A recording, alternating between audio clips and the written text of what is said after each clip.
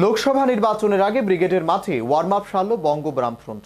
রবিবার ৩ বছর পর ব্রিগেডের মাঠে জনসভা করল বঙ্গ বামফ্রন্ট।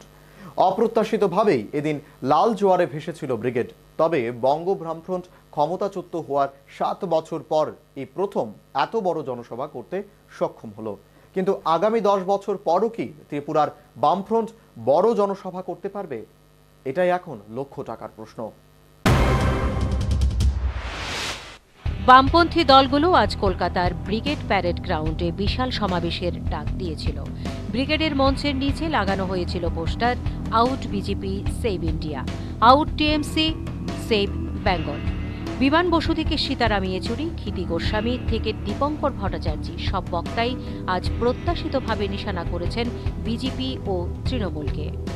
সভায় বিমান বসু বলেন, ব্যক্তিকে ঘিরে নয়, নীতিকে ঘিরে লড়াই করতে হবে।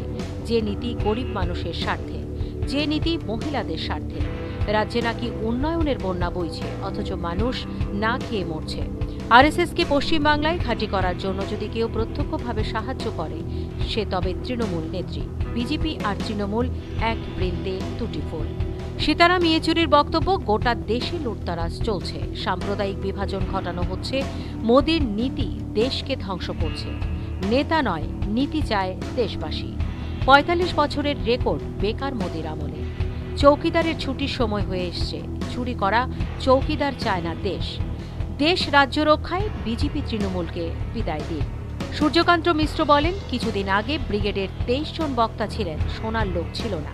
আজ ৯ জন বক্তা আছে, কিন্তু সোনার লোক দ্বিগুণ। বাংলা বাঁচাতে গেলে সবাইকে একজোটে লড়াই করতে হবে। প্রথমে দিল্লি থেকে মোদিকে সরাতে হবে। মুখ্যমন্ত্রী বলেছেন, বাংলায় চাষিদের আয় ৩ গুণ হয়েছে। পৃথিবীর কোথাও চাষিদের আয় ৩ গুণ হওয়ার কথা কেউ শোনেনি। চপ পকোড়া ভাজার জন্য মুখ্যমন্ত্রী প্রধানমন্ত্রী প্রয়োজন নেই। বাংলায় শিল্প চাই, কাজ চাই। আপনি থাকলে ১ পয়সাও বিনিয়োগ আসবে না। ২ হাতে কাজ চাই, পেটে ভাত চাই। রাজ্য থেকে শিল্প তাড়াচ্ছে মমতা। ১৮,০০০ টাকা ন্যূনতম মজুরি চাই। আগে যারা আমাদের গাড়ি চালাতেন তারা মন্ত্রীদের থেকে বেশি টাকা পেতেন। এখন মুখ্যমন্ত্রীর মাইনে ৩ গুণ। চৌকিদার চোর, চৌকিদার, পাহারাদার, দফাদার কাউকেই চায় না। নিম্নচাপ তৈরি হয়েছে, লাল ঝড় আসছে। মোহাম্মদ সেলিম বলেন, লাল সমুদ্রকে বাধা দিলে সুনামি হবে।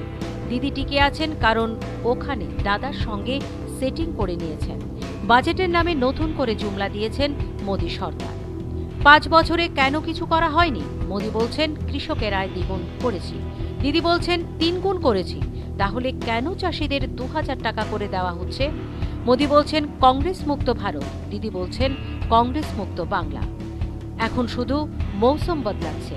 মোদি ২ কোটি চাকরির প্রতিশ্রুতি দিয়েছিলেন, এখনো পূরণ হয়নি। প্রশ্ন করলে বলে, দিদি যদি ৮০ লক্ষ চাকরি দিয়ে থাকে, তাহলে আমি ২ কোটির বেশি চাকরি দিয়েছি। ধর্মের নামে বিভাজন করছে মোদি মমতা। বাম আমলে সাম্প্রদায়িক দাঙ্গা হয়নি। সেদিন তৃণমূলকে চোর বলেছিলাম, আজও বলছি। ৫টা পুলিশ খুন হয়েছে, অথচ তৃণমূলের ভয়ে একটাও এফআইআর হয়নি। সারদা নারদা নিয়ে মোদি কিচ্ছু করবে না। বঙ্গ সিপিআইএম যেদিন ব্রিগেডের সমাবেশ করার ঘোষণা দিয়েছিল, সেদিন অনেকেই ভেবেছিলেন ব্রিগেডের মাঠ ভরবে কিনা। কিন্তু সব জল্পনার অবসান ঘটিয়ে রবিবার লাল জোয়ার এসেছিল ব্রিগেডে। বঙ্গে সিপিআইএমের এই সভা রাজ্যে সিপিআইএমের কর্মীদেরও বাড়তি অক্সিজেন যোগাবে বলে মনে করছেন রাজনৈতিক মহল। তবে বঙ্গ বামফ্রন্ট ক্ষমতাচ্যুত হওয়ার ৭ বছর পর এই প্রথম এত বড় জনসভা করতে সক্ষম হল। কিন্তু আগামী ১০ বছর পরও কি ত্রিপুরায় বামফ্রন্ট এত বড় জনসভা করতে পারবে? এটাই এখন লক্ষ টাকার প্রশ্ন। Bureau report, news vanguard.